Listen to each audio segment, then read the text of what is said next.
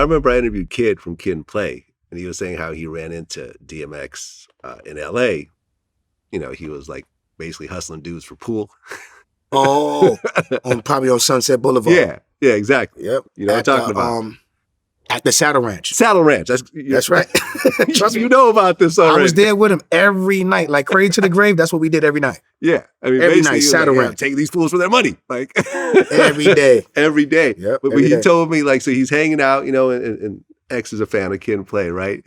And they walk out to the car, and he said that DMX had a girl in the car with the dog in the car with her, and the girl was just terrified. Was just like sitting there like, oh my God.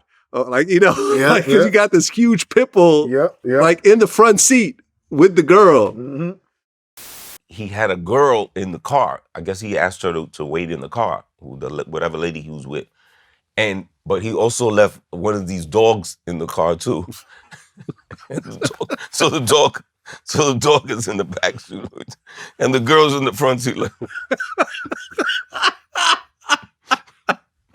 you know, because we went outside, you know, as we was leaving, we went outside. And I was like, oh, you know what I'm saying? I was like, yo, we got this girl and the girl like this. And the dog is in the back like this. I was like, what is going on?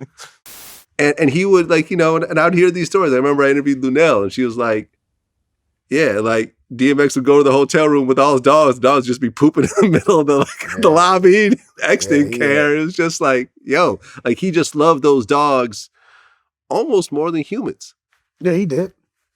Yeah, he had love and respect for his dogs more than humans. You know what I'm trying to say? Like, and that's just, I know it sounds weird, but I mean, you know, like the dogs that he had in his life growing up and stuff like that actually protected him though. It was different, you know what I'm saying? You know, like he actually used them for security. He actually used them as companion, you know what I'm saying? You know, like, so it was like, you know, they really like held him down. You know what I'm trying to say? I mean, you know, like the dogs was, I mean, you know, to him was like having like a crazy ass little brother that just ain't playing no games with nobody. Like, you know what I'm saying? So, you know, like he really lived by that. You know what I'm trying to say? Have you ever seen the dogs like actually attack or bite somebody? No. Never?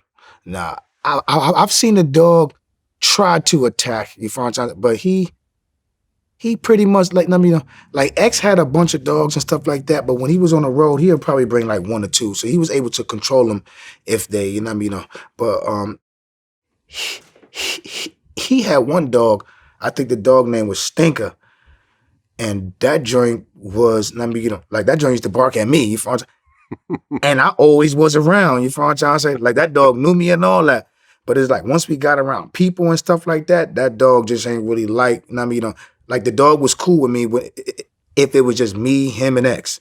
And then the dog would be running around, chilling and stuff like that. You know what I'm trying to say? And then, I mean, you know, but once we get in public, it's like the dog is barking at everybody, including me. So I probably go to it because I'm thinking he know me from over there. And he be right at me too. Like right now, I ain't in the mood right now.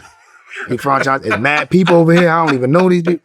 You know what I'm saying? So it was just different. You know what I'm saying? And I think that dog name was Stinker. Yeah, like that was the one you had to really worry about, you know what I mean? Word, I mean, because he was like DMX, that's it.